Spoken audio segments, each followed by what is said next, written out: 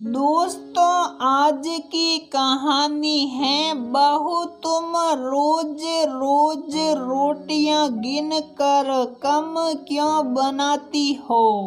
दोस्तों, कहानी शुरू करने से पहले अगर आपने हमारे चैनल को सब्सक्राइब नहीं किया है तो सब्सक्राइब कर लीजिए ताकि आपके पास पहुंचे हर नया वीडियो। गुलाबो, जरा देखकर आटा लगाना। कल भी भैया ने टिफिन में एक रोटी बसा दी थी। रुक, पूछ लेती हूँ। दीप्ति ड्राइंग रूम में गई और पूछने लगी, सुमित आप आज कितनी रोटियां खाएंगे। दीप्ति के ये शब्द आज सुमित को चुभ रहे थे।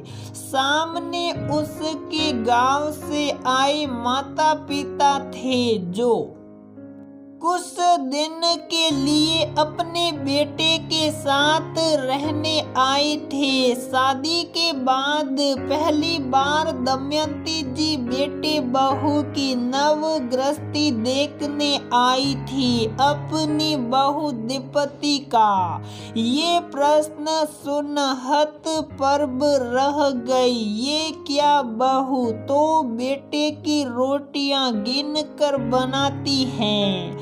आदमी को क्या पता उन्हें कितनी भूख लगेगी और वो कितनी रोटियां खाएंगे। कभी एक कम तो कभी एक ज्यादा। वो तो जब भी सुम्मी के बापूजी के लिए खेत में टिफिन ले जाती तो 2-4 रोटियां ज्यादा ही बना लेती।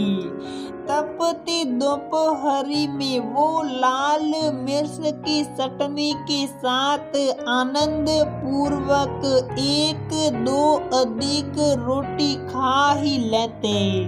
हमेशा कहते कि भगवान तुम ज्यादा खाना ले आती हो। मैं आज 1 रोटी अधिक खा लिया। दमयंती जी चुप रहने का इशारा करती और कहती, खाते हुए रोटियां भला कोई गिनता है क्या।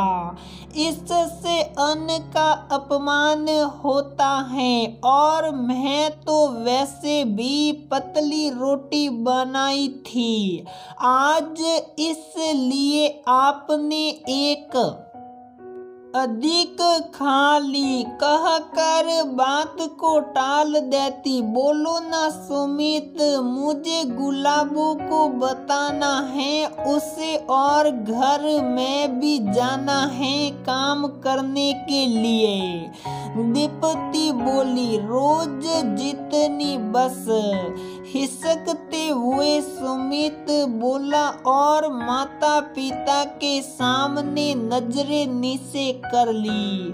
सुमित और माँ की नजर एक दूसरे से मिली और मन ही मन पूछने लगी, तेरे यहाँ रोटियां गिन कर बनती हैं। तेरे बाबूजी को ठंडी बासी रोटी चाय के साथ खाने की आदत है। अब उसकी उम्मीद करना तो बेकार है। दमयंती जी ने एक बात अपने जीवन में खूब भली भांति समझ रखी थी, यदि सामने वाले को अपनी बात समझानी है तो प्रेम और तर्क संगत तरीके से समझानी चाहिए। उसके साथ बहस करके या ताव दिखाकर नहीं।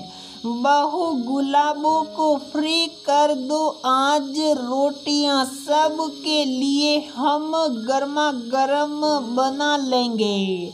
दमयंती जी बोली। दमयंती जी बहू के साथ अपने जीवन के किस्से और गृहस्थी की बातें रोटियां बेलते हुए साझा कर रही थी और दीप्ति रोटियों पर घी लगा रही थी।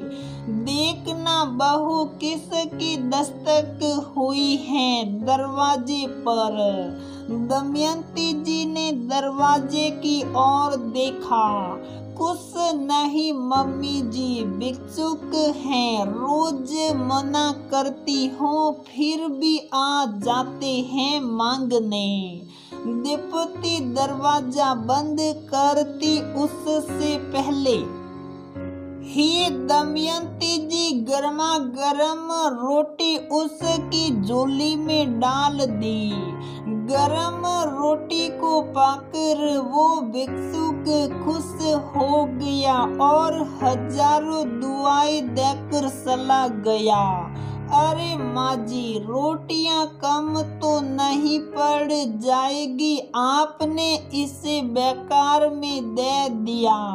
बेटा, रोटियां कभी कम नहीं होती, ये तो हर गृहिणी का हुनर होता है कि घर में चाहे जो भी पर मांगने वाला आए को कभी खाली हाथ नहीं जाते। देखो, एक रोटी पाकर वो कितनी दुआएं दे गया। देखो बेटा, भगवान की दया से हम सुखी संपन्न हैं कि अगर 2 रोटी भी किसी को खिला सके तो कमी नहीं होगी। जब मैंने खाना बनाना सीखा था तब माँ हमेशा कहती कि पहली रोटी गाय की, आखिरी रोटी कुत्ते की, 2 रोटियां गरीब भिक्षुक की और 3-4 अधिक ही बनाना। उस समय तो मेहमानों का आवागमन बहुत अधिक होता था।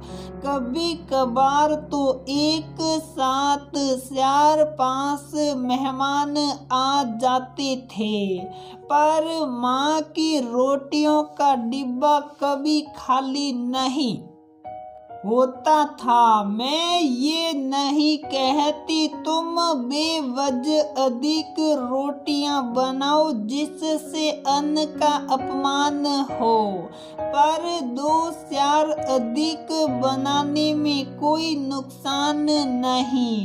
किसी भिक्षुक को गाय, कुत्तों या अन्य जानवरों को देकर उनका भी पेट पोषण कर सकती हो, बदले में वो तुम्हें दुआएं ही देंगे। एक समृद्ध गृहस्थी का राज है कि उसके घर की रोटियों का डिब्बा कभी खाली न हो। समझी मेरी लाडली? कहते हुए दमयंती जी ने बहू को अपनी थाली का पहला कोर उसे खिला दिया।